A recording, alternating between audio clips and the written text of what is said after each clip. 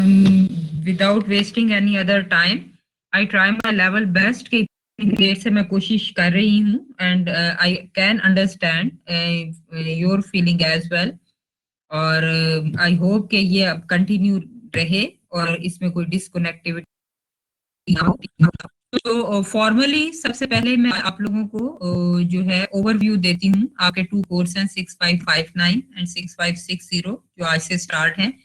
My name is Tahira Bibi Nushahi. I am PhD Education Planning and Management, lecturer in Education Planning, Policy Studies and Leadership Department. Your program coordinator as well and the course coordinator.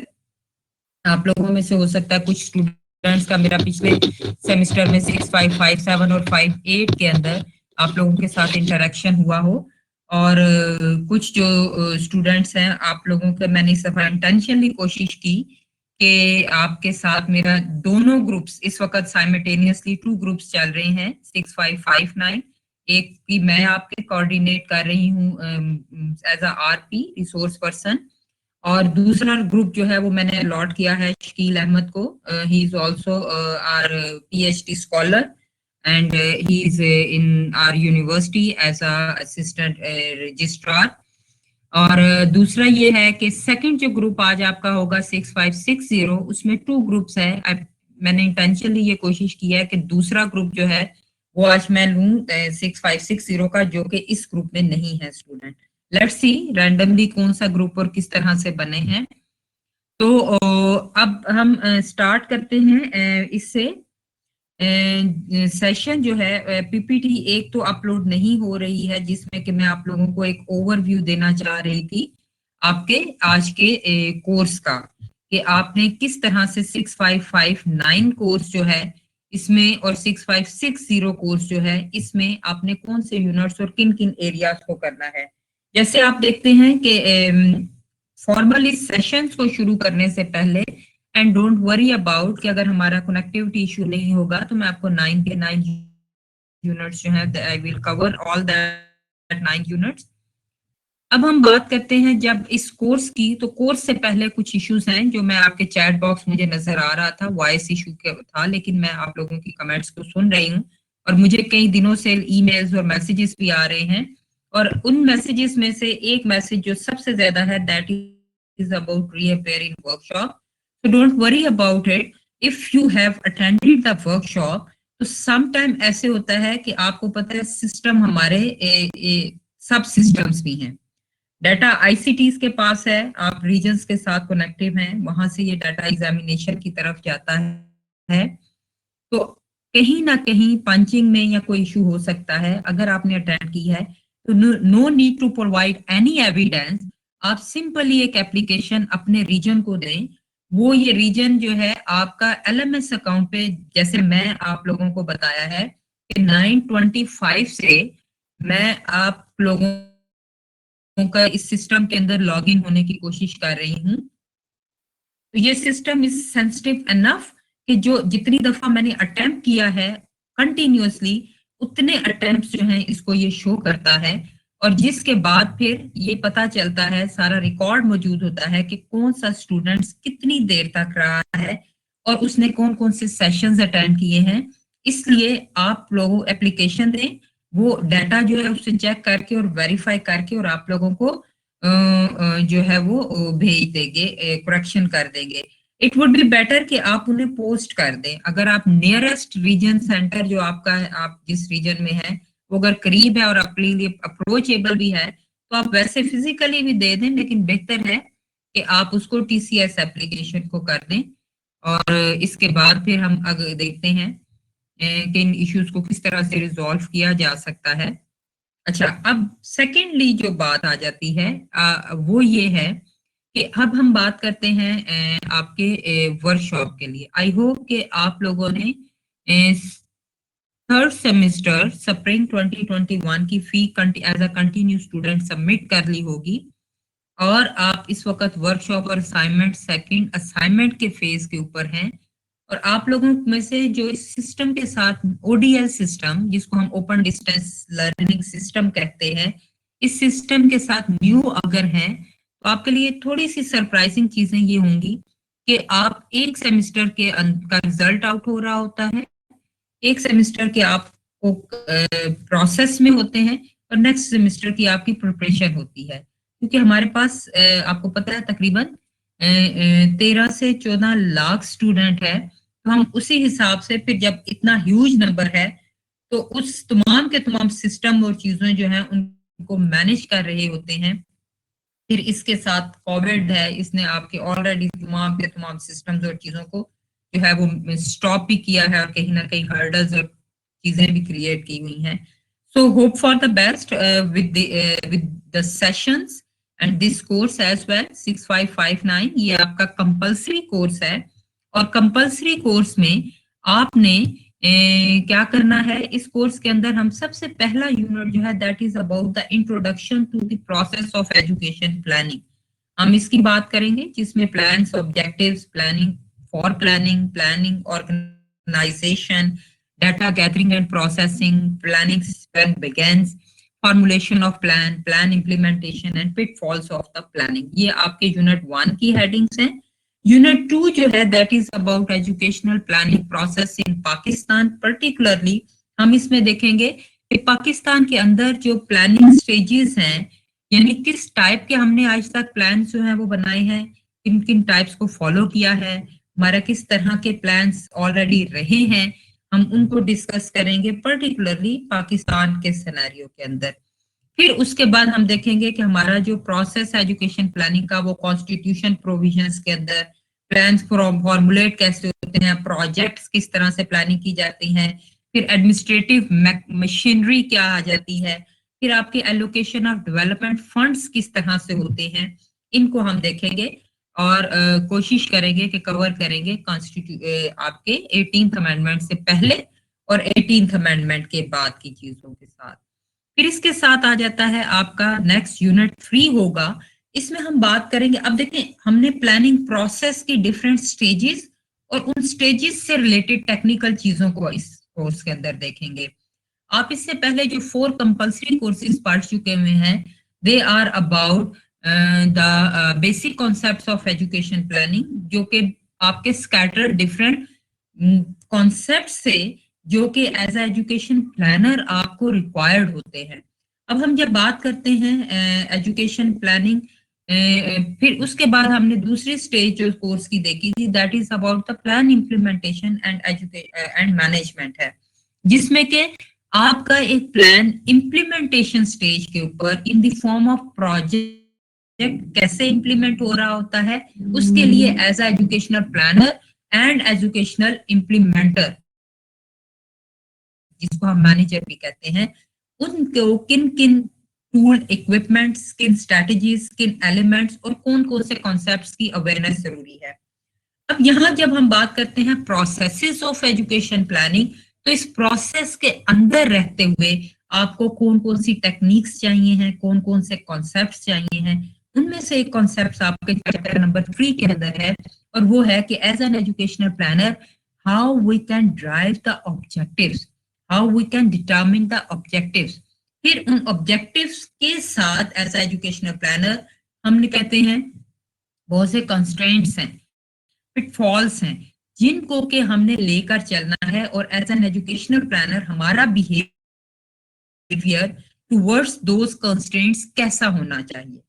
अब इसके साथ जब हम बात करते हैं unit 4 की, तो that is about the policy formulation, कि पॉलिसी किस तरह से फॉर्मुलेट होती है एजुकेशन प्लानिंग, उसके प्रोसेस की बात की जाएगी। यूनिट 5 के अंदर हम देखेंगे कि as an educational planner how can you establish the priority in the process of education planning।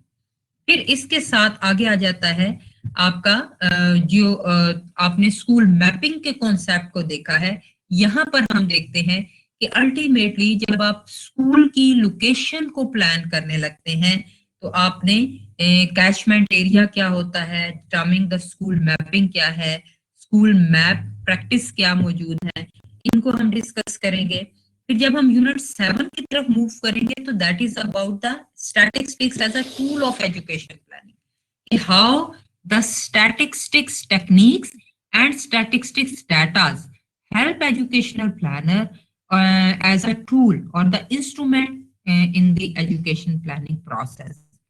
और आपका यूनिट 8 है, that is the mathematical models and data requirement for educational planning. आपके डिफरेंट मैथमेटिकल मॉडल्स जो हैं, ये model हमें किस तरह से हेल्प आउट कर सकते हैं आप साइंटिफिक वे में प्लानिंग करने में। और यूनिट 9 6-5-6-9 का 5-9 कोर्स का दैट इज प्लानिंग प्रोसेस, इसमें हम इसके थ्योरेटिकल पर्सपेक्टिव्स देखेंगे, particularly strategic and operational plannings क्या होती हैं, और फिर हम different tools use for planning की बात करेंगे।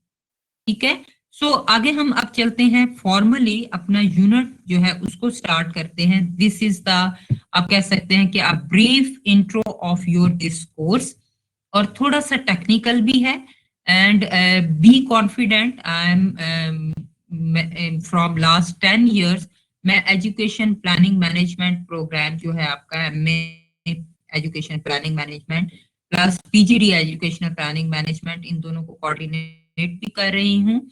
और इसके डिफरेंट कोर्सेज जो है उनको मैं पढ़ा भी रही हूँ, और मेरा एमफिल और पीएचडी भी इसी कोर्स के अंदर है।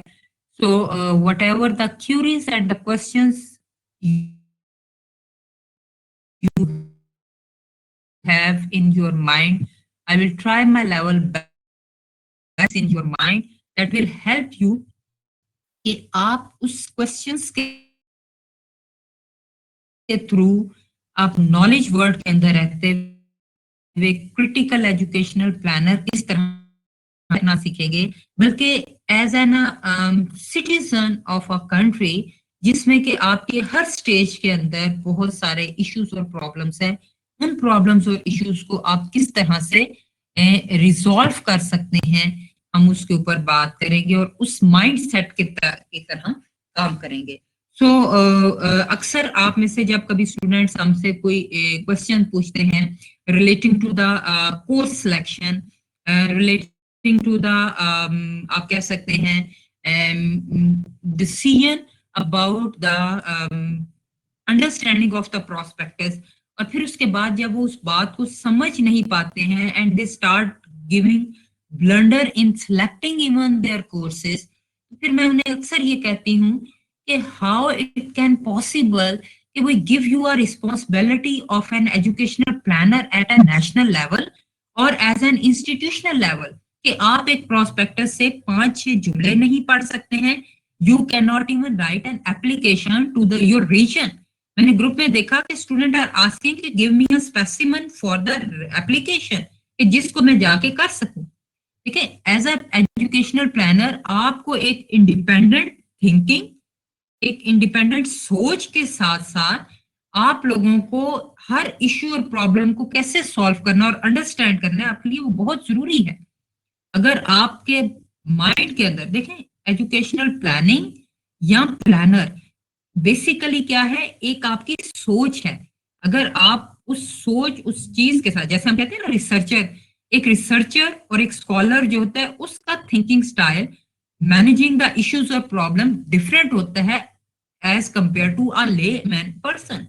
लेमैन पर्सन पहले शोर करता है, चिल्लाता है, इश्यूज को वो कहते हैं ना, जैसे कि वोवेला फरमाता है कि जी हाँ मसला आ गया है, कैसे हल करें, क्या हो गया, ये है, call the person this and that, rather के ही just think with cool mind rationally कि कैसे मैंने इन इश्यूज और चीजों को प्रॉब्लम को सॉल्व करना है। If as an individual person you can't handle your academic issues, तो इट मीन्स कि आपके कंधे पे जो जिम्मेदारी है that is more than a teacher. एक स्कूल टीचर, एक इंस्टीट्यूशनल टीचर कहीं पर भी है, उसकी भी बहुत टफ जॉब है, लेकिन एज अ एजुकेशनल प्लानर आपको तो जो कहते हैं ना ऑल अराउंडर होना, हर एंगल से सोचना, हर स्टेज, हर फुट और हर लेवल और कॉन्टेक्स्ट के साथ सोचना आपके लिए है। तो you need such type of a mindset, और इंशाल्लाह आई विल ट्राई कि मैं आप लोगों को ड्यूरिंग दिस कॉन्सेप्ट आपके इस सेशंस के अंदर हम काफी हद तक इन चीजों को बिल्ड करेंगे। तो लेट्स बिगिन। फंडामेंटल कॉन्सेप्ट्स जो हैं as an educational planner and in educational planning. Education लफ्ज को हम अभी थोड़ा सा साइड पे करते हैं और जस्ट एज अ प्लानर देखते हैं। ठीक है, आपने प्लानिंग करनी है अपने 1 ईयर की, 2 ईयर की। आपने you take the admission in MA education planning management. It means कि आपने अपने लिए 2 साल की प्लानिंग की है with your job, with your family life, with your all other responsibility. आपकी हेल्थ के इश्यूज हो सकते हैं, कईयों को फैमिली इश्यूज होंगे, फाइनेंशियल इश्यूज होंगे, इकोनॉमिक इश्यूज के साथ साथ सोशल इश्यूज हो सकते हैं, जॉब से रिलेटेड इश्यूज हो सकते हैं। लेकिन all these issues are one side, और आपने इन तमाम इश्यूज के होते हुए, इन प्रॉब्लम्स को रिजॉल्व करते हुए आपने एजुकेशन प्लानिंग एंड मैनेजमेंट में एडमिशन लिया, राइट। सो आपके लिए जो फंडामेंटल कॉन्सेप्ट्स की अंडरस्टैंडिंग जरूरी है, दैट इज रैशनैलिटी। रैशनैलिटी क्या है कि आपने विदाउट इन्फ्लुएंस, विदाउट आप कह सकते हैं biasness, without your personal interest. देखिए, आपको एक आसान एग्जांपल देती, आपको कहा जाता है कि करिकुलम डेवलप करें। You are from the different A B C D. ये क्या है? A B C D, these are different school of thoughts, जो रिलीजियस भी हो सकते हैं, कल्चरल भी हो सकते हैं, जियोग्राफिकल भी हो सकते हैं। यानी आप किसी प्रोविंस से बिलोंग कर सकते हैं, आप किसी एक स्कूल ऑफ थॉट से बिलोंग कर सकते हैं, आप किसी एक मजहब से बिलोंग कर सकते हैं। लेकिन जब आप नेशनल लेवल के ऊपर करिकुलम डेवलप करते हैं, तो आपको रैशनल डिसीजन मेकिंग कैसे करनी होती है on the basis of the facts and figure. आप जाती नहीं कहेंगे कि जी आई एम फ्रॉम दिस, तो मैंने अपना कंटेंट सारा ये डालना है, नो। और आपने उस इंडिविजुअलिटी के रंग को और एलिमेंट को कैसे मेंटेन रखना है, that is an other issue. और फिर आपके लिए जो जरूरी चीज है, दैट इज फॉरसाइट। आप किस हद तक कितना दूर सोच सकते हैं। आपको कहा आज today is 2021। As an educational planner, planner mean a person who is planning for the future, जो किसी ने नहीं देखा है। सो आपके माइंड, चीजें और कॉन्सेप्ट्स इतने स्ट्रांग होंगे, इतने आपने विजुअलाइज अपने आप को करेंगे नॉलेज के थ्रू, टेक्निक्स के थ्रू, एक्सपर्टीज के थ्रू, कि आप अगले 10 साल की प्लानिंग कर रहे हैं। Again I am going to give you the example as a curriculum developer, जो आपका एक पार्ट है, आगे आपका कोर्स में आप करेंगे। ठीक है, करिकुलम डेवलपर में आपने वो बच्चा जो आज 2021 में ग्रेड 1 में एडमिशन ले रहा है, उसको क्या जरूरत है, आपने उसने आज से 10 साल के बाद प्रैक्टिकल लाइफ के अंदर आफ्टर मैट्रिक वो लेबर एज से निकल जाता है, और आपने उसको मैट्रिक के बाद, उसने आज से 10 साल बाद उसने उस फील्ड में जाना है, उस मुआशरे में जाना है, उस इकोनॉमिक वर्ल्ड में जाना है जिसमें उसने सरवाइव करना है। इट मीन्स कि योर प्लानिंग फॉर टुडे, आप उसको क्या आज दे रहे हैं, आज की उसकी जरूरत नहीं है। आप उसको प्रिपेयर कर रहे हैं फॉर आफ्टर 10 years लाइफ। आपके लिए क्या है? You need to foresee your actual need, requirement at that time. फिर यूनिवर्सैलिटी, यूनिवर्सैलिटी मीन कि आपने किसी एक पर्सन, एक इंडिविजुअल, एक ग्रुप को सिर्फ नहीं देखना है, आपने होलिस्टिक अप्रोच के साथ देखना है। उन अप्रोचेस और चीजों को लेके चलना है जो मैक्सिमम सब लोगों के लिए एप्लीकेबल हो सके, क्योंकि planning is not for an individual. इसके बाद आगे आ जाता है आपके पास कंटिन्यूटी। आपने, if you remember, I don't know कि आपका मेरे साथ किन लोगों के सेशन हुए। प्लानिंग साइकिल में आप जब स्टार्ट करते हैं प्लानिंग से इंप्लीमेंट करते हैं, तो एक फेज आती है, that is about the evaluation. Evaluate करने के बाद आपने what you have learn, what you have achieved, इन दोनों चीजों को लेके आप देखते हैं कि फ्यूचर फर्दर आपने क्या करना है। नेक्स्ट आपने टारगेट और गोल्स और चीजों को देखते हैं। जब आप नेक्स्ट टारगेट, गोल्स और उनको सर्कल करते हैं कि नेक्स्ट 5 ईयर क्या होंगे, उससे नेक्स्ट 5 ईयर क्या होंगे, तो ये एक आपकी क्या है? कंटिन्यूटी है। आप कंटिन्यूसली चाहे आप क्वांटिटी ऑफ एजुकेशन की बात करते हैं या क्वालिटी ऑफ एजुकेशन की बात करते हैं। क्वांटिटी क्या है? Universal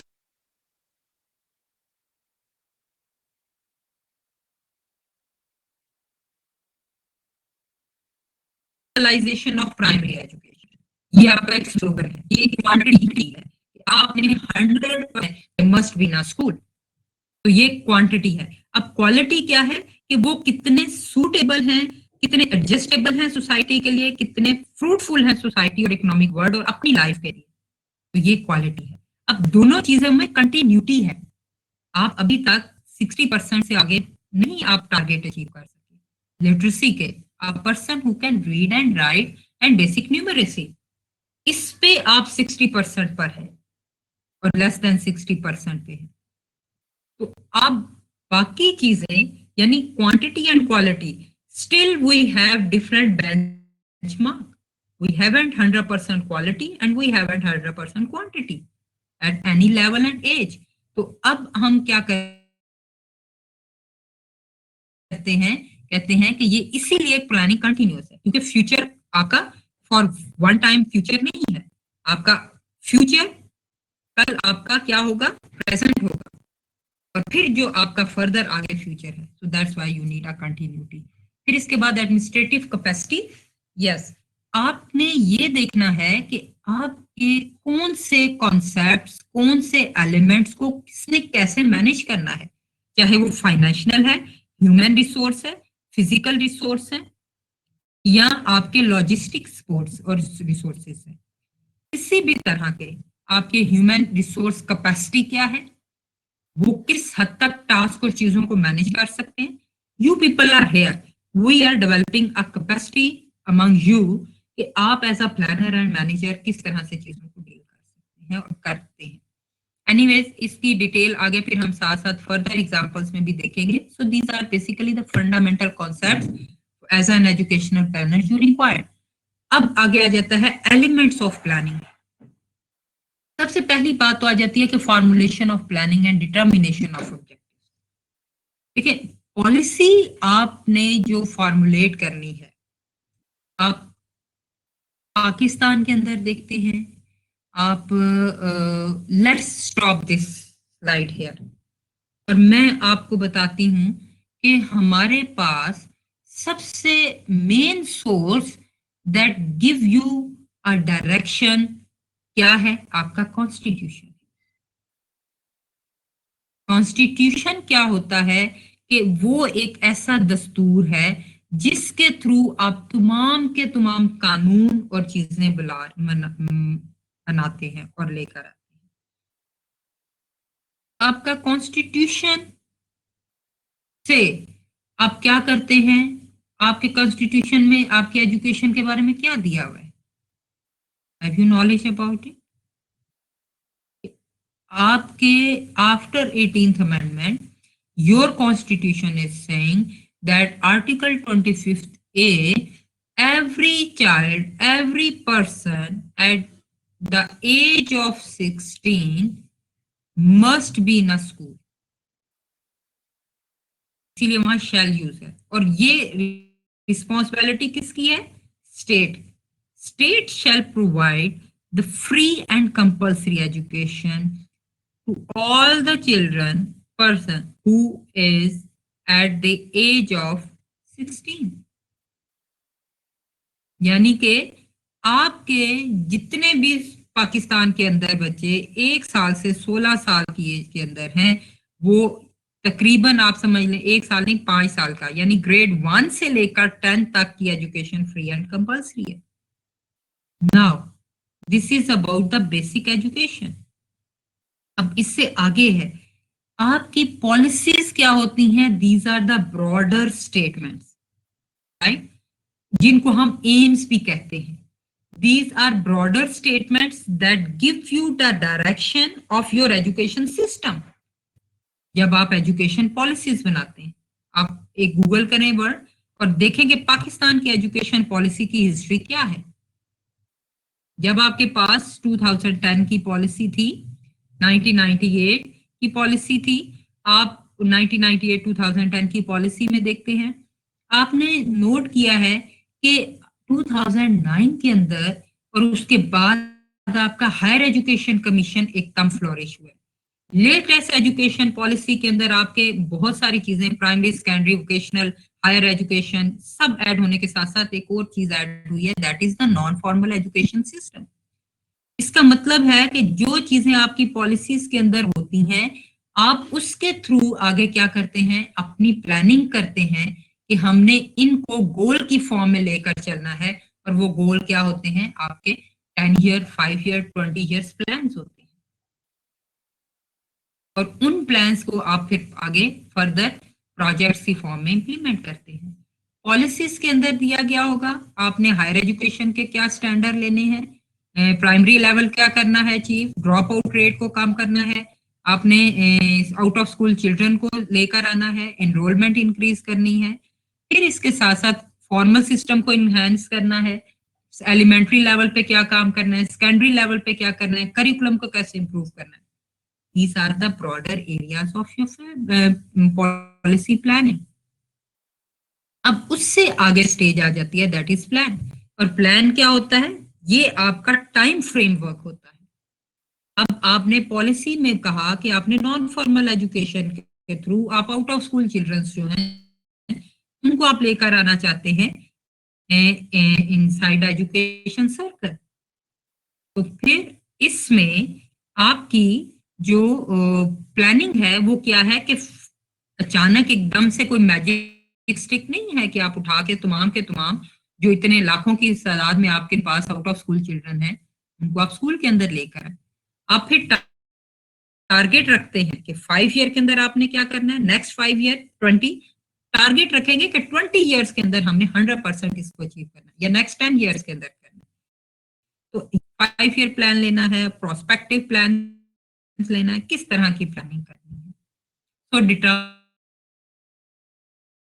the objective and taking decision about the way that objectives are to be achieved. यहाँ तक बड़ी आइडियल चीजें हैं कि हमने आउट ऑफ स्कूल चिल्ड्रन को इन एजुकेशन साइकिल के अंदर लेकर आना है। लेकिन how you can achieve that objective, you have multi style, multi thing, public sector, private sector. वो आपके पास ये सिर्फ ऑप्शंस हैं, ठीक है, कि इन ऑब्जेक्टिव्स को अचीव करें। पब्लिक सेक्टर में कौन किस तरह से करेगा, private sector. Non formal education system है, आपके बेसिक स्कूल सिस्टम आ जाते हैं, आपका फॉर्मल सिस्टम आ जाता है, डिस्टेंस एजुकेशन सिस्टम आता है। इतनी ये लंबी चीजें हैं, इनमें से आपने वो ऑब्जेक्टिव कैसे अचीव करने हैं, क्या इन सारों के जरिए करने हैं या इसमें से आपने कोई टारगेट लेने हैं। फिर इसके बाद आ जाता है ऑप्टिमल यूज ऑफ रिसोर्सेज। ठीक है, इकोनॉमिक्स के अंदर आप जब पढ़ते हैं कि we have limited resources and unlimited desires. Now, how we can limitize desires into form of needs. Desire तो ये physically, financially, well equipped, qualified, expert teacher और इस तरह का एक strong system अवेलेबल है। लेकिन आप एजुकेशन सेक्टर के ऊपर किस लेवल पर और कितना इन्वेस्ट कर सकते हैं, क्यों, क्योंकि आप एक ऐसे डेवलपिंग कंट्री के अंदर हैं यहाँ पर के आपके बॉर्डर्स वॉर ये कंटिन्यूअसली 1947 से अब तक है, चाहे वो इंटरनली है चाहे एक्सटर्नली है। आप मल्टी इश्यूज के साथ चल रहे हैं, वो इश्यूज पॉवर्टी भी है, इकोनॉमिकल इश्यूज भी हैं, आपके ज्योग्राफिकल इशू है, पॉलिटिकल इंस्टेबिलिटी है। इन सब चीजों के साथ आप एजुकेशन सेक्टर को भी देख रहे हैं, आप सिक्योरिटी को भी देखते हैं, तो एजुकेशन सेक्टर। तो हमने एजुकेशन सेक्टर को किस हद तक प्रायोरिटी देनी है, हमारे पास इन तमाम जरूरतों के बाद फिर आप एजुकेशन के अंदर जब बात करते हैं तो आपको मैं एक एग्जांपल देती हूँ। देखिए, आप स्कूल के अंदर जब थे आप ये समझते थे कि जब हमारे टीचर स्टाफ रूम के अंदर पार्टी कर रहे हैं तो आप ये समझते थे कि हमारी फीस जो है उससे दे आर एंजॉयिंग। और आप चाहे पब्लिक सेक्टर के अंदर हैं या प्राइवेट सेक्टर के अंदर हैं, आप एज एन इंडिविजुअल देखें कि आप कितनी फी देते थे और उस सेटअप जिसके अंदर आप पढ़ रहे हैं उसमें आप किस तरह से इन्वेस्ट कर रहे थे विदाउट एनी बाइस। फिर इसके साथ एक और चीज है, अक्सर ये स्टूडेंट कहते हैं जी कि हमने ओपन यूनिवर्सिटी जो है उसको हमने फीस दी है और उसके बाद वो हमें ऑनलाइन क्लासेस जो है उसमें लगा दिया, फेस टू फेस क्लासेस की तरफ नहीं जा। सिंपल एग्जांपल में आप या AIOU के स्टूडेंट्स को देखिए, वो पता है आप जिस इंफ्रास्ट्रक्चर और सेटअप के साथ वर्कशॉप्स ले रहे हैं, आपको तो लग रहा है कि आपका नेट यूज हो रहा है, आपका लैपटॉप या कंप्यूटर सिस्टम यूज हो रहा है, लेकिन जितना सर्वर, नेट, पीछे ह्यूमन रिसोर्स, इस वक्त आपके जो हैं वो थाउजेंड्स रिसोर्स पर्सन हैं ऑल ओवर पाकिस्तान, जिनको हम पर आवर जो है वो एटलीस्ट 1000 प्लस जो है वो पे कर रहे हैं। अब आप मल्टीप्लाई सारी चीजों को करते हैं और फिर उसके बाद आप एज एन इंडिविजुअल अपने कंट्रीब्यूशन और चीजों, ये मैं क्यों एग्जांपल दे रही हूँ आपको, एज एन एजुकेशनल प्लानर आपको बताना चाह रही हूँ कि हमारे पास लिमिटेड रिसोर्सेज हैं और हम उन लिमिटेड रिसोर्सेज में से भी जब भी एजुकेशन पे इन्वेस्ट करते हैं, आप बच्चों को मैंने अक्सर ऑब्जर्व किया है कि जब कभी स्कूल में कहीं फी देनी पड़े या कुछ हो, आप बच्चों को बेस्ट ड्रेसिंग देंगे, आप उनको आउटिंग करवाएंगे, आप सब कुछ करेंगे, अगर आपका 50 रुपए स्कूल फी बढ़ जाएगी तो आपके नजदीक वो एक क्यामत होगी। You resist that to force that. क्यों? क्योंकि हमने एजुकेशन सेटअप को as a nation and as an individual, हमने एजुकेशन को यही प्रायोरिटी दी हुई है जो हम घर में एज एन इंडिविजुअल अपने बच्चों और चीजों को। कभी सोचिएगा इस पे भी। आगे चलते हैं तो एग्जैक्टली इसी तरह से एज एन एजुकेशनल प्लानर हमने इन तमाम थिंकिंग, सोच, इन सब चीजों के साथ फिर हम देखते हैं कि हमारी ये भी जरूरत है, वो भी जरूरत है, ये सब जरूरतें पूरी हो जाएगी तो फिर हम देखते हैं कि एजुकेशन जो है उसको हमने एज अ लग्जरी, यहाँ हमने एज अ लेयर टाइम एंजॉयमेंट समझ रखा है और हमने उसको टॉप मोस्ट प्रायोरिटी पे as food and other necessities, हमने उसको एज अ नीड नहीं रखा। शायद हमने डिजायर की फॉर्म में रखा है, नीड नहीं। और डिजायर से नीड कहाँ चेंज होती हैं कि जो आपको हर सूरत में अचीव करनी है और जरूरत है। देखिए आप अपने नीड में क्या है, आप यूटिलिटी बिल पे करेंगे, आप आउटिंग छोड़ देंगे। Outing is desire and utility bill आपकी नीड है। अच्छा, अब आगे हम चलते हैं जिसमें कि आप देखेंगे active involvement in educational planning. So collection of, अब जब हम बात करते हैं active involvement in education planning की, उसमें आपके लिए जरूरी है collection of information.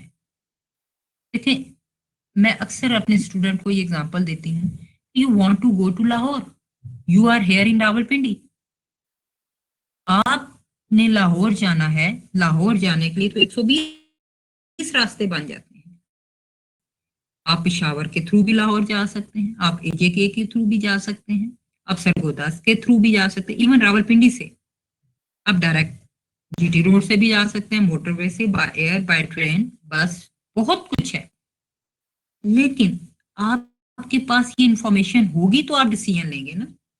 You don't know where is Lahore, you don't know the different means to go to Lahore, so how you can take the decision?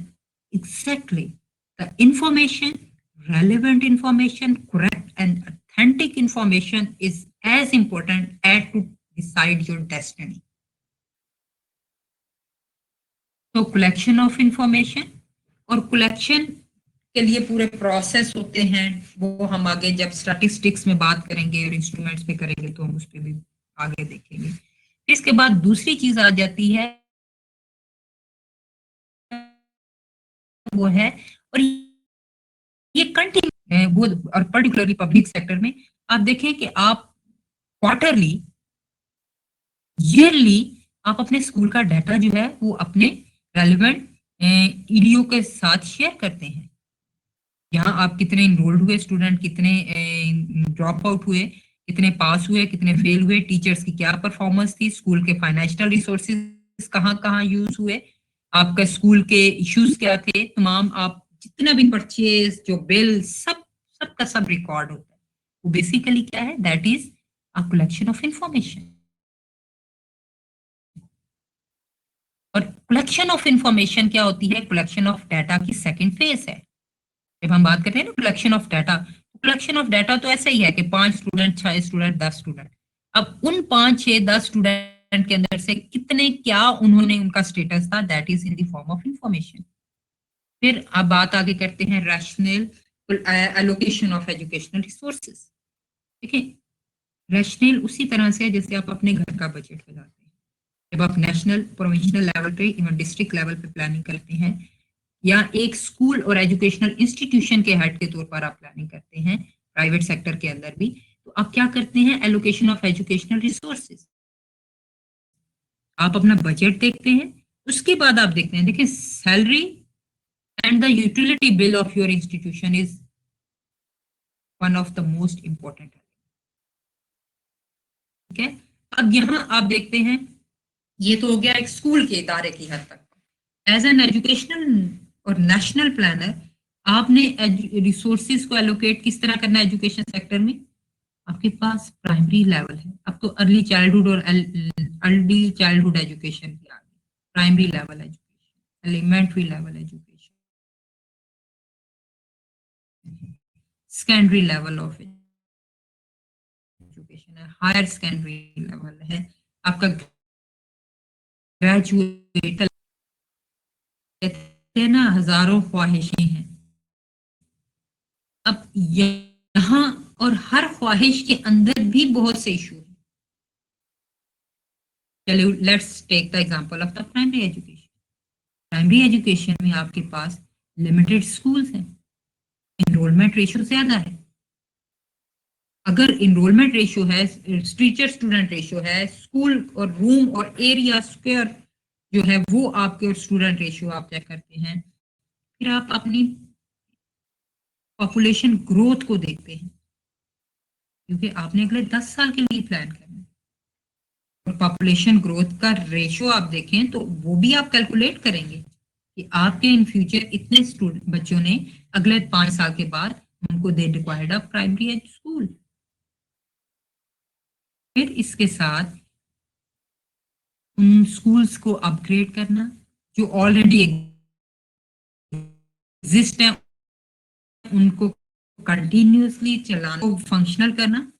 फिर इसके साथ उनके कंटेंट और करिकुलम को अपडेट करना, उनकी रिक्वायरमेंट्स को देखना, वो आपके सोसाइटी में क्या बनना चाह रहे हैं।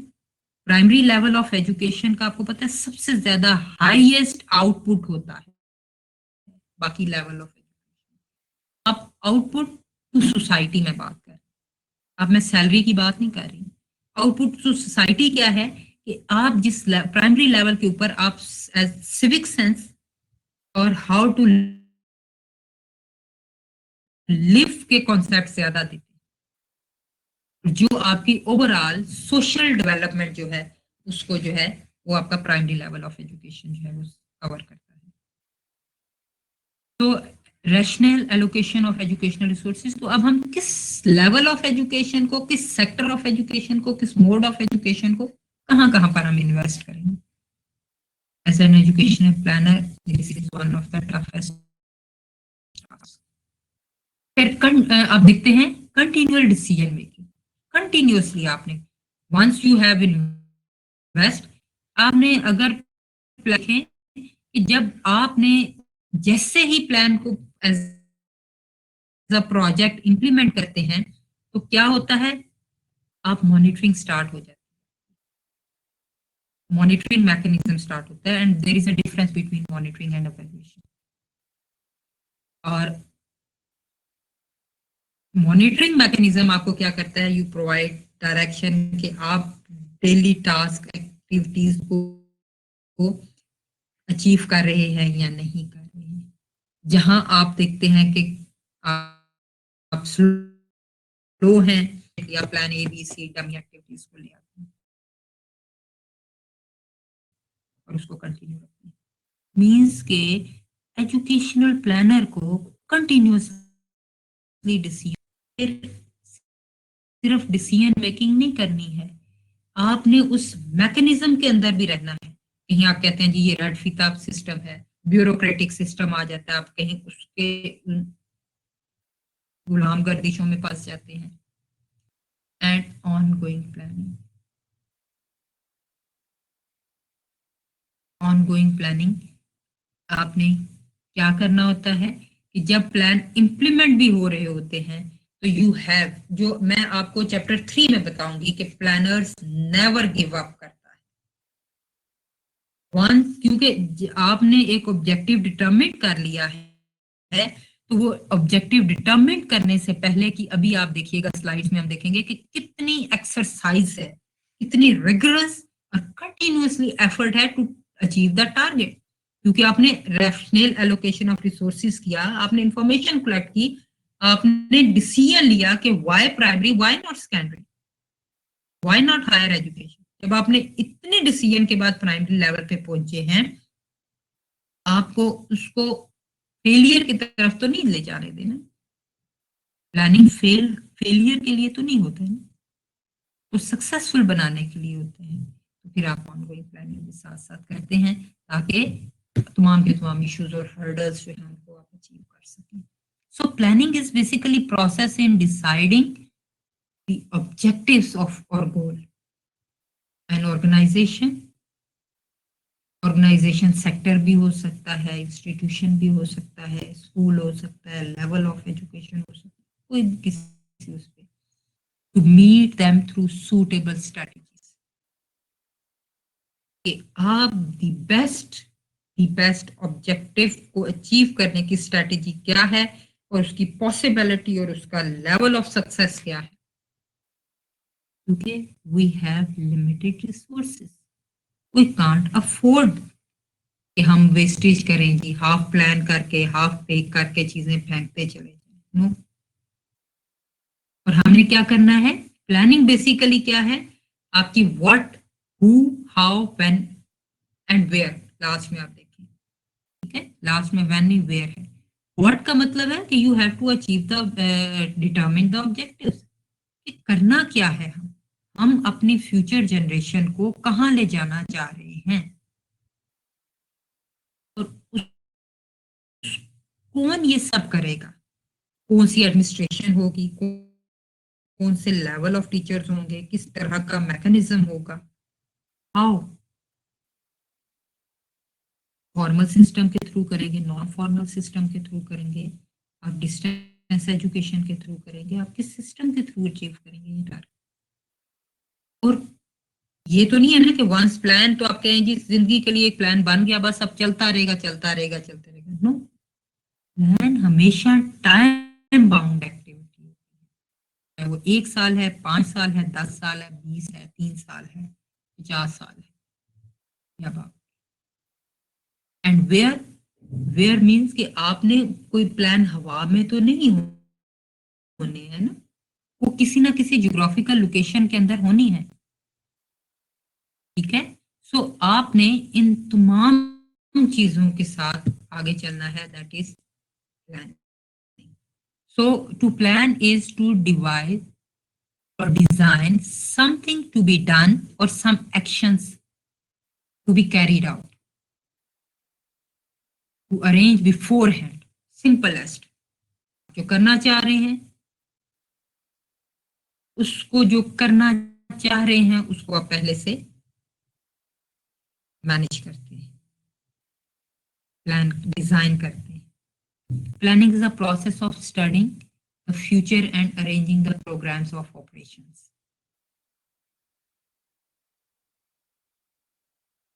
क्लियर है? तो planning is the process of preparing, हम क्या कर रहे हैं, दिस इज अ प्रोसेस।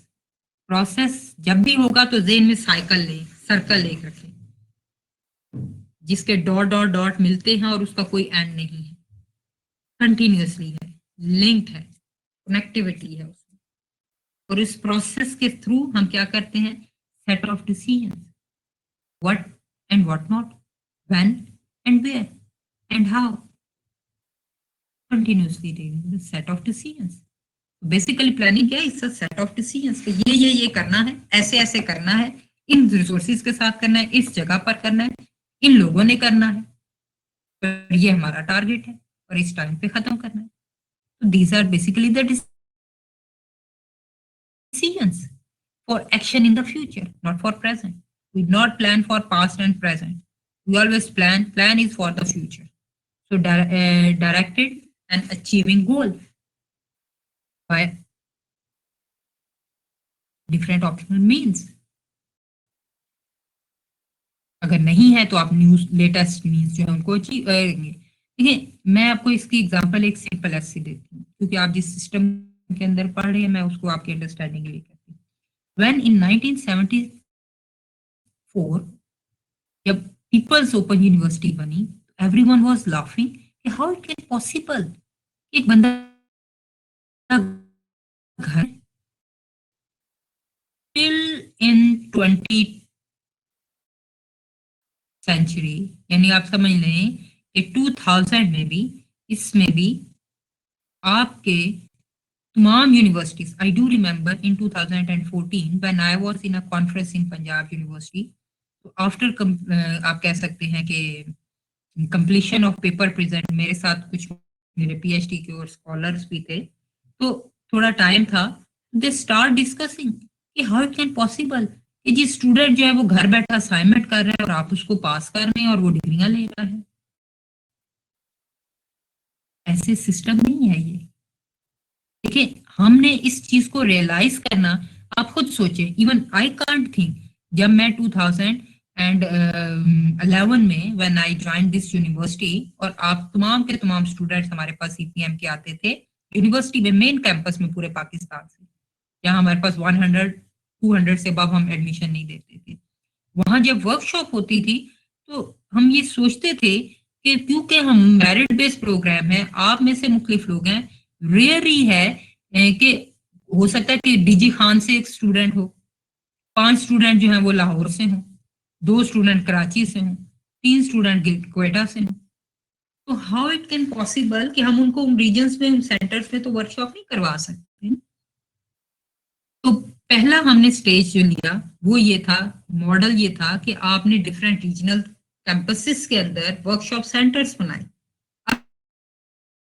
क्योंकि स्टूडेंट एक एक दो दो पूरे पूरे सेंटर के अंदर है, पूरे पूरे रीजन के अंदर है, तो let's make the clusters.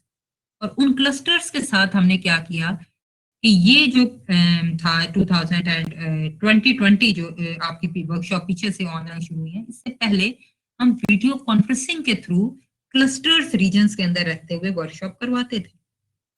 Now जब पेंडेमिक की वजह से अब स्टूडेंट्स का और वो उन ग्रुप्स का वहां मौजूद होना जो है वो एक थ्रेट था, तो we have another optimal mean and that is this LMS, learning management system.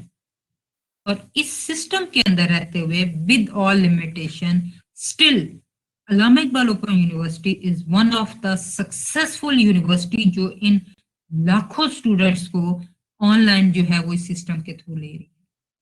जब लाखों student at a time log in हो रहे हैं, सब कुछ हो रहे हैं, we have limitation and we are gradually improving all this.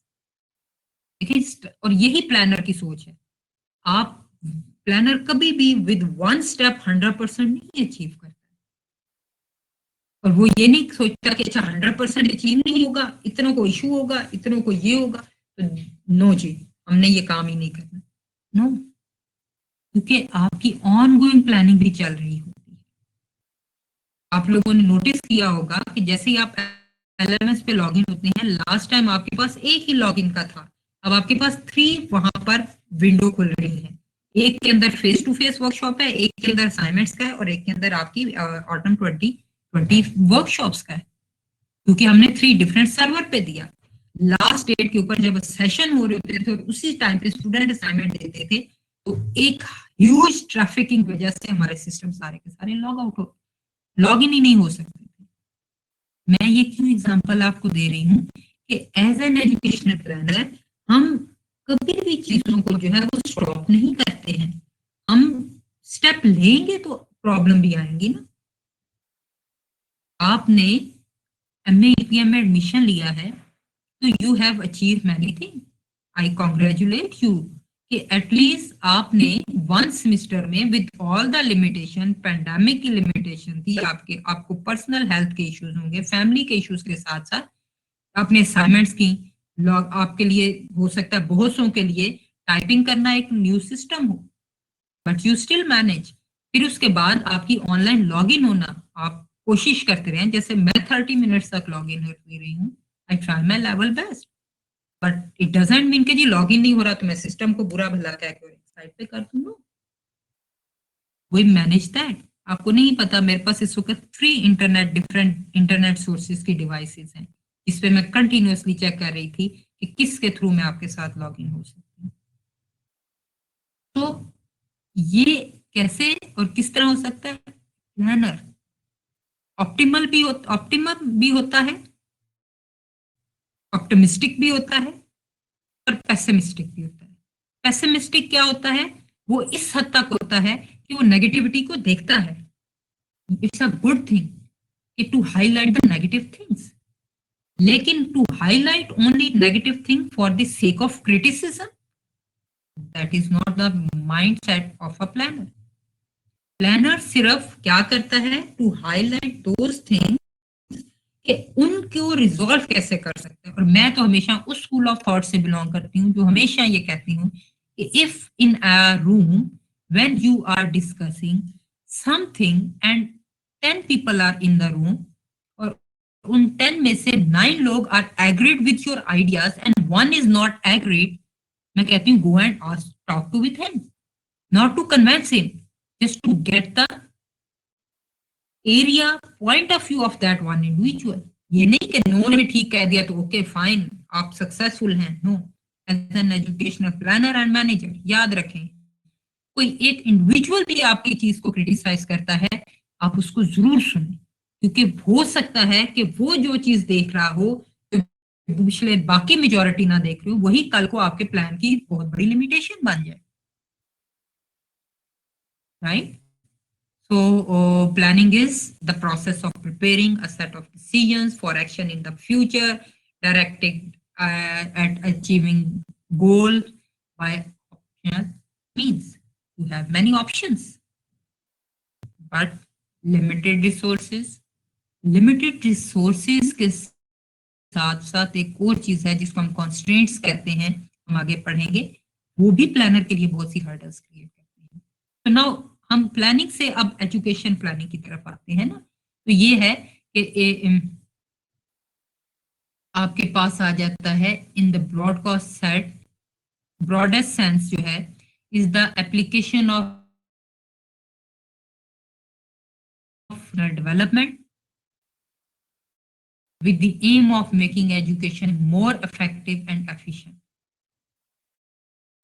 बाकी वही चीजें हैं, आपने सिस्टमैटिक वे में पहले तो अपने सिस्टम को एनालाइज करना है कि वेयर यू आर, कि आपके पास जब तक true picture of your existence नहीं होगी, nobody can help you, nobody even you can't help yourself. मुझे अक्सर जब स्टूडेंट फोन करके कहते हैं कि मैडम मैंने ना 3rd सेमेस्टर में कोर्स रखने हैं और आप मुझे बताएं कि क्या करना है। देखिए पहले सेमेस्टर का तो मुझे पता है 4 कोर्सेज थे, लेकिन आप कहाँ पर हैं, आपने क्या पढ़ा है? क्या वो 4 कोर्सेज आपने पढ़ लिए थे या आप मिस कर गए थे वर्कशॉप, असाइनमेंट्स, कुछ भी? सेकेंड सेमेस्टर में आपने क्या ऑप्ट किए हैं? जब आपकी रियल पिक्चर कहाँ आप हैं और क्या आप कर चुके हैं और किस हद तक आप अचीव कर चुके हैं, ये सामने नहीं आएगी।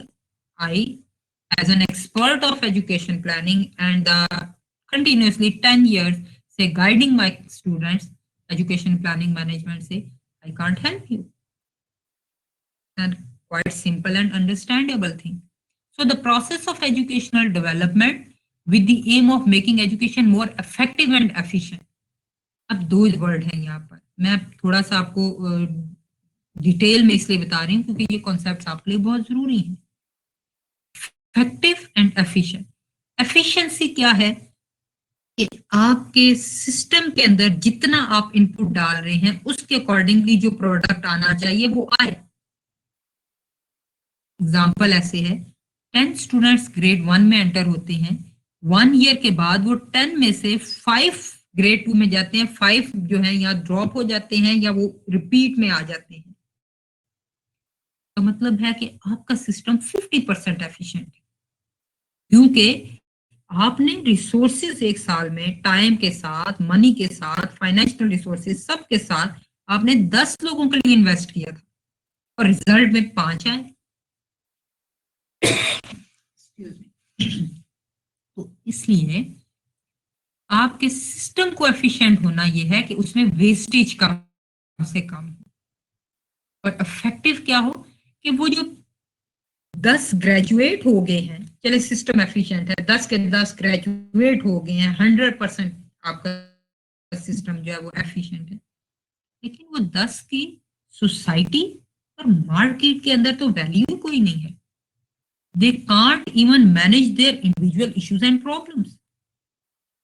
इसका मतलब ये है कि आपके वो सिस्टम एफिशिएंट है लेकिन दैट इज नॉट इफेक्टिव। वो जो ऑब्जेक्टिव होने चाहिए, अचीव करने चाहिए, जो सोसाइटी ने, इकोनॉमिक वर्ल्ड ने, आपके एजुकेशन सेक्टर के अंदर से, ग्लोबल सोसाइटी ने आपसे डिमांड किए हैं, वही अचीव नहीं हो रहे, तो चाहे कितने आप उनको 100 आउट ऑफ 100 मार्क्स दे दें, they are not effective for the जिस सिस्टम के अंदर उन्होंने जाके परफॉर्म करना है। क्लियर है? तो एजुकेशन प्लानिंग के अंदर ये दो चीजें आपको बहुत स्ट्रॉन्गली ड्राइविंग फोर्स, एक उसका इफेक्टिवनेस और एक एफिशिएंट, इसी को बनाने के लिए हम एजुकेशन प्लानिंग करते हैं, एजुकेशन सिस्टम को इफेक्टिव और एफिशिएंट बनाने के लिए। So in responding to the need and the goal of the students and the society. फिर इसके बाद नेक्स्ट आगे हम चलते हैं, जिसमें ये आ जाता है educational planning is a continuously. ये क्यों मैं आपको कह रही हूँ, इसके बाद जब आपके पास कोई क्वेश्चन आता है तो आपके लिए अंडरस्टैंड करना आसान हो। आप ये ना हो कि आप किताब खोलें, यू कैन अंडरस्टैंड कि आपके पास वो 5-6 वर्ड तो हों जिनके थ्रू आप ये बता सकें कि बेसिकली एजुकेशन प्लानिंग या प्लानिंग है क्या।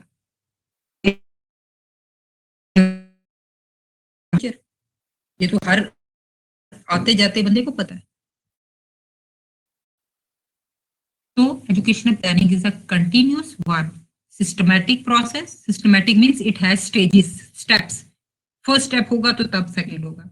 ऐसे नहीं है कि आपकी प्लान एवेलुएशन पहले हो जाएगी और इम्प्लीमेंटेशन बाद में होगी, या प्लानिंग फिर आप इम्प्लीमेंटेशन की बात करेंगे, ऐसे नहीं है। Systematic process involving application and conditions of social research methods. आपने साइंटिफिक वे में रिसर्च मेथड के थ्रू आप चीजें लेकर चलते हैं, क्योंकि रिसर्च मेथड्स होते हैं that give you more reliable, standardise and valid information and the principles and techniques of education, administration, economic and finance, with the participation and support of general public. इसका मतलब है अंडर हाईलाइटेड वर्ड है कि आपकी support और participation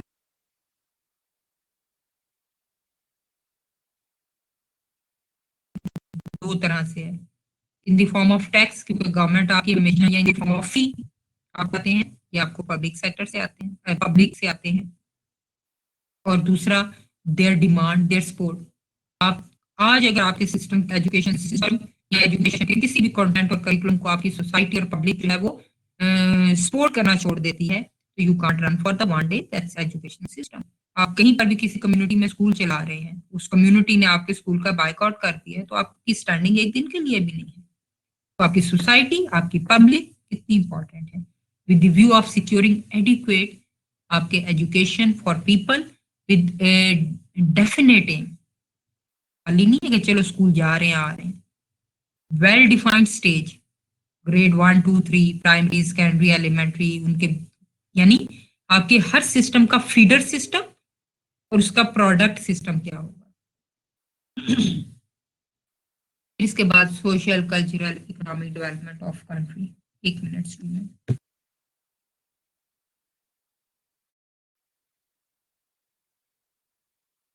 definition, इसमें आपने तमाम एज एन एजुकेशनल प्लानर आपको तमाम स्टेजेस स्टेप्स और चीजों का होना जरूरी है।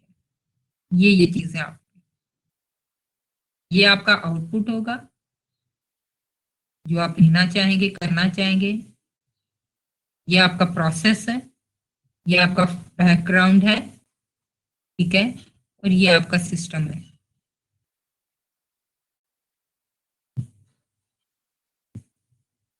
सो कैरेक्टरिस्टिक्स ऑफ प्लानिंग में, planning is goal oriented, abruptly नहीं है, रैंडमली नहीं होती है ये, लुकिंग अहेड, मैं इस पे अब ज्यादा डिटेल में नहीं कहूंगी, इंटेलेक्चुअल प्रोसेस,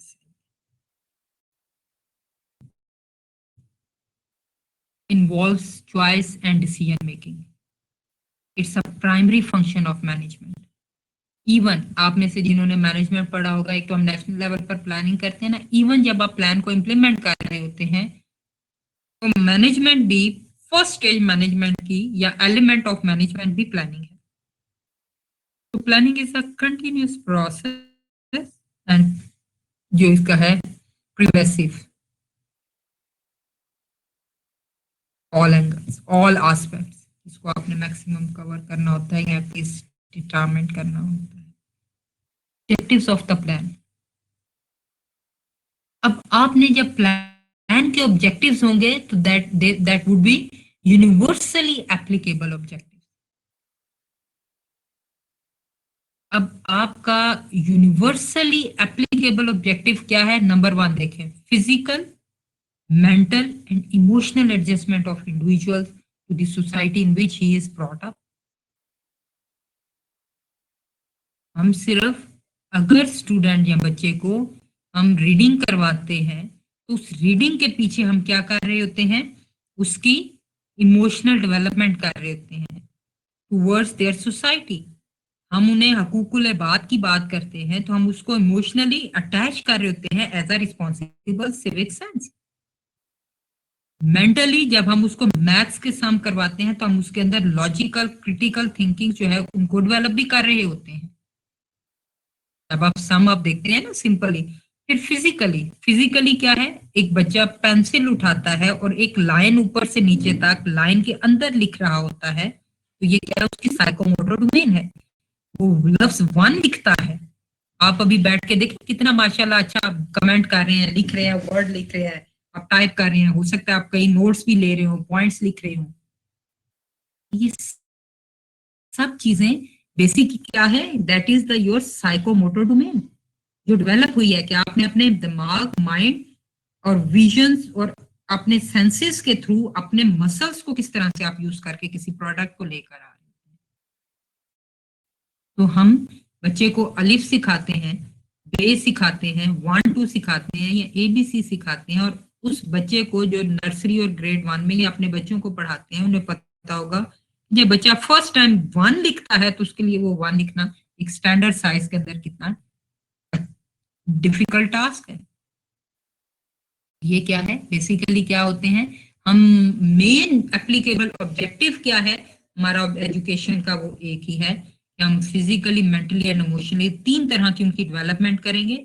और डेवलपमेंट करने के बाद, वो डेवलपमेंट क्या है उसको करने के बाद हम टारगेट क्या है कि वो जिस इकोनॉमिक वर्ल्ड और सोसाइटी के अंदर रह रहा है एटलीस्ट वहां पर एडजस्ट कर सके, अपने लिए स्पेस बना सके, अपने सोशली हम उसको इंटेलिजेंट कर रहे हैं।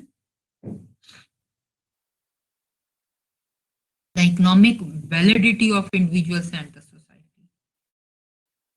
एक इंडिविजुअल एक सोसाइटी के लिए और अपनी जात के लिए सबसे पहली चीज तो ये कि आपने अपने इंडिविजुअल को इस तरह से प्रिपेयर करना है कि वो सोसाइटी के अंदर रहते हुए एज अपने लिए इकोनॉमिक कंट्रीब्यूशन कर सके और अपने लिए एक रीजनेबल शेयर वहां से ले सके,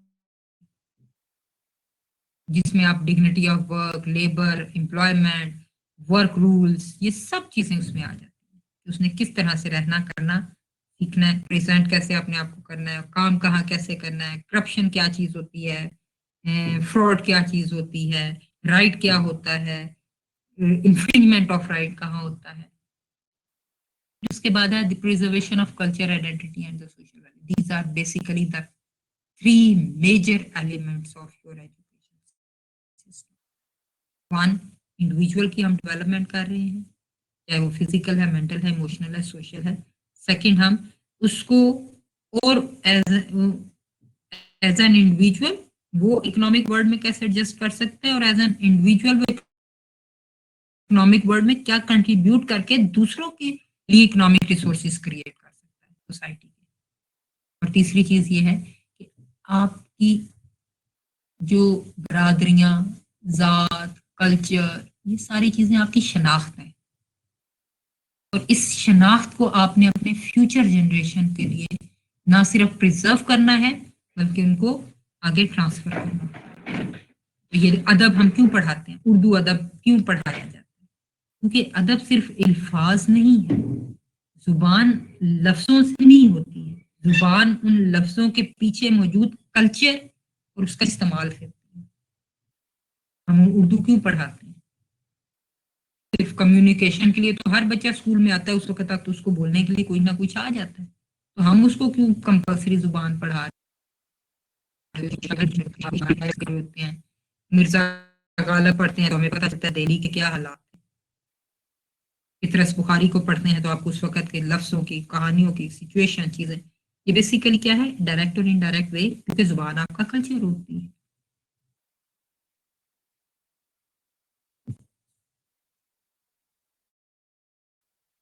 फिर उसके बाद आगे देखते हैं, आगे है integrating education with national development.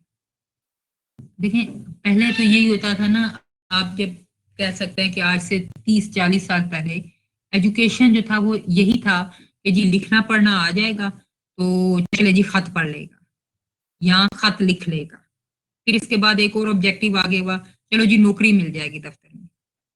लेकिन अब as an education, why I am giving this example to you, क्योंकि आप जिस सेक्टर के अंदर और जिस सेक्टर की प्लानिंग के एलिमेंट के अंदर आप एंटर हो रहे हैं, वो बेसिकली क्या कर रहा है, वो उसने रिस्पॉन्सिबिलिटी ले ली हुई है आपके तमाम सेक्टर की डेवलपमेंट एजुकेशन सेक्टर से होती है। And education sector has taken this responsibility. कैसे? तमाम ह्यूमन रिसोर्स, चाहे फैक्ट्रीज के अंदर है, चाहे आपके लैब के अंदर है, चाहे आपके मेडिकल के अंदर है, इंजीनियरिंग के अंदर है, लॉ के अंदर है, टीचर्स हैं, हर प्रोफेशन के अंदर आपको human resource education sector. And second thing, technology. Technology doesn't mean computer system and all that. Technology mean any technique और डिवाइस दैट फैसिलिटेट यू और make the human work easy. आपकी factories के अंदर होती है और प्रोडक्ट को ज्यादा की रिस्पॉन्सिबिलिटी। तो क्या करते हैं हम, आप integrating education with national development. जब ह्यूमन रिसोर्स आप किस तरह का देंगे, किस तरह की टेक्नोलॉजी आप प्रोड्यूस कर रहे हैं, क्या आप प्रोडक्ट अपनी एजुकेशन सेक्टर के through correlating education to national economic, social and cultural need. आपकी सोसाइटी की, इकोनॉमिक की, जो नेशनल लेवल पर और कल्चर्स की जरूरतें क्या है, एजुकेशन को उससे कोरिलेट करना है। और अगर आप समझते हैं कि आपके कल्चर और सोसाइटी के अंदर कुछ ऐसे नॉर्म्स, ऐसे ट्रेडिशंस मौजूद हैं जो कि आपकी सोसाइटी के लिए हार्मफुल हो सकते हैं फ्यूचर के लिए, even then you can use education to bring the awareness among them. Developing a vocational and technical base of in education and improving the quality of secondary and higher education, introducing universal primary education and ensuring equality of education opportunity. ये जो 4-5 aspects हैं ये आपके लिए understandable है, मेरा नहीं ख्याल कि इसमें फर्दर आपको एक्सप्लेनेशन की जरूरत है। तो ये बेसिकली हमारे क्या है, these are different objectives of your education planning. For planning में हम देखते हैं कि अब हमने प्लानिंग करना चाह रहे हैं तो हमें उसके लिए प्लानिंग करनी है। क्या है? Creation of suitable organisation. Who will plan? आप हम चलते फिरते उठ के जो जहां बैठा हुआ मैंने आज प्लान बनाना है, नेशनल प्लान बनाना है, तो that is start planning. No, you have formal क्योंकि कंटिन्यूस है, सिस्टमैटिक है। तो आपने क्या करना है, you creation of suitable organisation, जैसे पाकिस्तान प्लानिंग कमीशन है। फिर हर इदारे के अंदर भी कोई ना कोई प्लानिंग का डिपार्टमेंट होता है जिनकी रिस्पॉन्सिबिलिटी है, दे वर्क फॉर इट। फिर उसके बाद है स्ट्रक्चरल ऑर्गेनाइजेशन ऑफ एडमिनिस्ट्रेशन, उसमें से किसकी क्या जिम्मेदारी होगी, उनकी क्या क्या पावर्स होंगी, उनकी जुरिस्डिक्शन क्या होगी। फिर administrative limitation to planning and plan implementation, किसके पास कितनी फाइनेंशियल पावर है प्लान को अप्रूव करने की या प्लान को एग्जीक्यूट करने की। मैं आपको एक छोटा सा एग्जांपल देती हूँ, not directly relevant to this, लेकिन मैं एक आसान सी एग्जांपल देती हूँ। देखिए, अल्लामा इकबाल ओपन यूनिवर्सिटी में ना ऑरिक ने ओपनली तमाम एकेडमिया को कहा कि जी आपके पास हम आपको रिसर्च प्रोजेक्ट्स जो है ना, रिसर्च प्रोजेक्ट ग्रांट देते हैं, तो आप प्रोजेक्ट आइडिया लाएं और इतने टाइम तक करें और हम आपको इतना उसका, आप हमें बजट बना के दें और आप उसके थ्रू आप क्या होगा, आप उसको एग्जीक्यूट कर सकें। अब उन्होंने different limitations the. For example, मैं एक आसान एग्जांपल के लिए, लेक्चरर के लिए आपने 1 लाख के अंदर अंदर का प्रोजेक्ट लेकर आना है, असिस्टेंट प्रोफेसर के लिए 1.5 लाख का, फॉर एग्जांपल प्रोफेसर जो है उनके लिए 2 लाख का, राइट। अब ये जो 3 है, ये बेसिकली क्या है, ये आपकी लिमिटेशन है कि आप इतने हद तक प्रोजेक्ट जो है उसको इम्प्लीमेंट कर सकते हैं। नेशनली भी हो सकता है, जियोग्राफिकल भी हो सकता है कि आप आपकी प्लानिंग सिर्फ पंजाब की हद तक, आप ये दायरा, ये डिपार्टमेंट ये पंजाब की हद तक करेगा, जैसे आप ये केपीके की हद तक करेगा, ये सिंध की, ये फेडरल लेवल पे करेगा, ये पूरे पाकिस्तान को डील करेगा। ठीक है, so defining objectives at various level, ये ऑब्जेक्टिव्स वेरियस लेवल पे क्या है, सेकेंडरी स्कूल डिपार्टमेंट है, उसके क्या ऑब्जेक्टिव्स हैं, हायर एजुकेशन कमीशन के क्या ऑब्जेक्टिव्स होंगे, यूनिवर्सिटीज ने किस तरह से चीजों को डील करना है, तो gathering and processing of basic data required for planning. और ये सारी क्या चीजें हैं, ये हम प्लानिंग फॉर प्लानिंग के अंदर करते हैं। ये आपके सामने प्री प्लानिंग, प्लानिंग। स्टूडेंट्स, मैं आपको थोड़ा सा मैं पानी पी के आती हूँ, आप को 1 मिनट की मैं ब्रेक दे रही हूँ, ठीक है।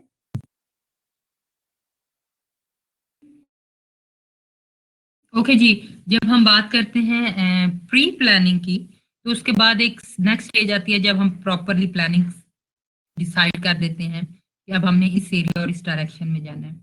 उसके लिए फिर स्पेसिफिकली हम we collect the collection and processing of data, gain formulation of policy. ये पॉलिसी नेशनल लेवल की पॉलिसी नहीं है, that is about the broader aim of the planning which you are going to plan for that specific time period। और उसके लिए फिर assessment of future need, जब आप पॉलिसी फॉर्मुलेट करते हैं तो उसके बाद अब आप असेस करते हैं कि फ्यूचर में आपको क्या क्या रिक्वायरमेंट्स चाहिए हैं, और उन रिक्वायरमेंट्स के अकॉर्डिंगली हर रिक्वायरमेंट की आप कॉस्टिंग करते हैं। कॉस्टिंग मीन उस पर कितने पैसे आपके फाइनेंशियल या बाकी रिसोर्सेज यूज होंगे, फिर उन रिसोर्सेज की बेस पे आपके पास कॉस्ट और बेनिफिट एनालिसिस आप करते हैं। As a planner national level पे सोशल, कल्चरल, इकोनॉमिक कौन कौन से बेनिफिट्स आपको किसों से मिल रहे होते हैं। फिर जब प्रायोरिटाइज कर लेते हैं, एस्टेब्लिशिंग प्रायोरिटी, तो फिर आप क्या करते हैं, feasibility. Feasibility to some extent उसी तरह से जैसे आप पायलट टेस्टिंग करते हैं, बिफोर इम्प्लीमेंटिंग आप एक फिजिबिलिटी रिपोर्ट बनाते हैं टेस्ट करने के बाद कि ये प्रैक्टिकली ये किस हद तक पॉसिबल है। फिर आप फॉर्मुलेशन की तरफ आते हैं, यानी अब आप क्या करने लगे हैं, प्लान को ड्राफ्ट करने लगे। फिर आप उसमें फर्दर प्लान एलेबोरेट करते हैं। एलेबोरेशन मींस के ये आगे मैं आपको डिटेल में अगली स्लाइड्स में बताती हूँ, लेकिन ये स्लाइड आपके लिए ज़हनी तौर पर माइंड में अपने ये रखिएगा as an educational planner, that will help you कि मैक्सिमम ये स्टेजेस हो सकती हैं, इनमें मिनिमम आप कम ज्यादा अकॉर्डिंग टू द सिस्टम कर रहे होते हैं और यूज कर रहे होते हैं। अच्छा, एक दो चीज मैंने आपसे ये शेयर करनी थी, क्योंकि स्टार्ट में हमारा लॉक इन और ये चीजें इश्यूज थे। तो एक तो बच्चे ये है कि आई डू माइंड कि जब आप ना तरह से समझते हैं कि जैसे आप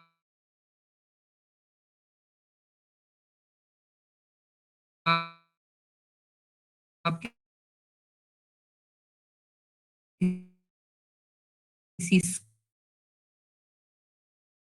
गली में खड़े में और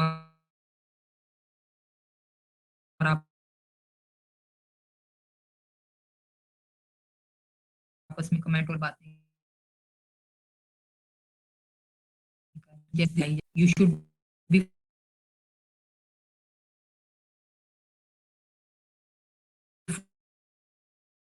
फॉर्मल।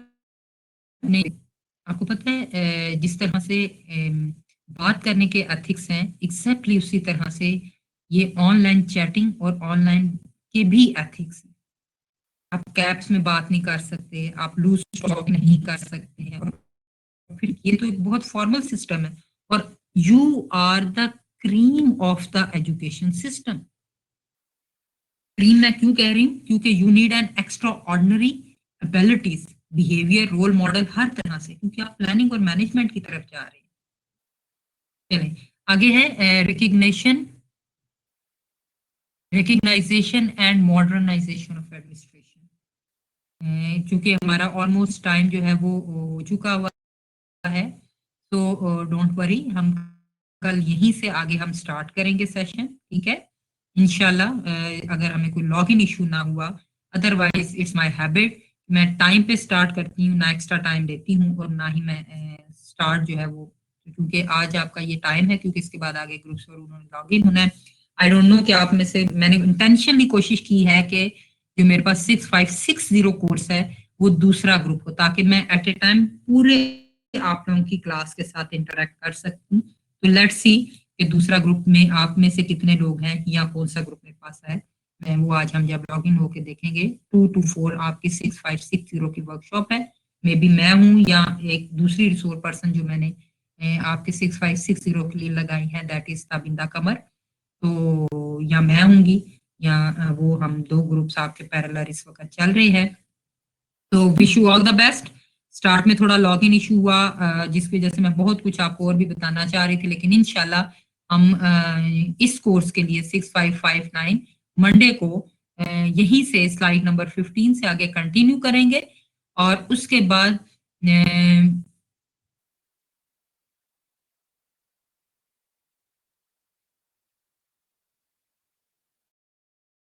देखिए बच्चे, ये जो अली रहीम है, आप एक बात या ये वो, मैं भी उसी तरह से एक सिस्टम से लॉग इन हो रही हूँ जिस तरह से आप लॉग इन हो, मेरी बात आप समझ गए। हमारे पास कोई एक्स्ट्रा ऑर्डिनरी सिस्टम नहीं है। कंप्यूटर है, डिवाइसेस मैंने आपको बताया है, और मैं आज जिस एरिया और जिस लोकेशन पे हूँ, टुडे इज सैटरडे और यूनिवर्सिटी ऑफ है, तो हम कंटिन्यूअसली पेंडेमिक में भी यूनिवर्सिटी जा रहे हैं, क्योंकि मीन वाला आपके एमए के न्यू सेमेस्टर के एडमिशन भी हो रही है और उनकी सिक्रोनाइज करनी है। तो मैं अब अगर यहाँ से जहां से कर रही हूँ, I have use 3 different devices, तो this is a one of the limitation. और रही बात आपकी रीअपेयर की, तो ये मैंने आपको बता दिया है कि आप लॉगिन कितनी देर तक हो रहे हैं, क्या कर रहे हैं, ये सारे का सारा सिस्टम इसमें एबिलिटी है कि that is find, that can find. और एक और चीज अली रहीम, मैंने अभी कहा है कि प्लीज जब आप कमेंट लिखते हैं तो you should be a very specific, क्योंकि you are presenting yourself. All the best, see you इंशाल्लाह on Monday in this forum at 9:30 to 11:30. Till that, it would be better कि हम ज्यादा से ज्यादा एजुकेशन प्लानिंग मैनेजमेंट और इन चीजों पे करें रादर कि हम इरेलीवेंट चीजों की तरफ जाएं। तो अल्लाह हाफिज। एनी क्वेश्चन आप अब पूछ सकते हैं। मैं आपको 1-2 मिनट देती हूँ, मैं लॉग इन रहती हूँ। आप क्वेश्चन कोई पूछना चाह रहे हैं सो फॉर टॉपिक की हद तक तो आप पूछ सकते हैं, या ईपीएम से रिलेटेड। हाँ, स्लाइड गुड। स्लाइड बच्चे मैं आपको ना, जब हमारा ये लास्ट डे होगा ना, आपका फ्राइडे को है, तो आप में से कोई एक स्टूडेंट मुझे कह देगा कि, क्योंकि मैंने यही शकील साहब से भी शेयर की हुई है स्लाइड्स या अपनी ये पीपीटी, और दूसरे कोर्स की इसी तरह ताबिंदा से भी। तो आप लोगों में से कोई एक मुझे ईमेल आईडी दे देगा, या मैं अपनी ईमेल दे दूंगी, तो मुझे वो एक कोई स्टूडेंट करके और आपस में आप लोग व्हाट्सएप ग्रुप में या जहाँ शेयर करना है आपस में कर लीजिएगा। सो डोंट वरी, प्रेजेंटेशंस आपको मिल जाएंगी सारी। रोज डेली एक एक देना डिफिकल्ट है, तो अगर ठीक लाइव मटेरियल और ये सब है। Any other question? Inshallah, you will enjoy education planning and management with me if we can successfully log in. Allah Hafiz.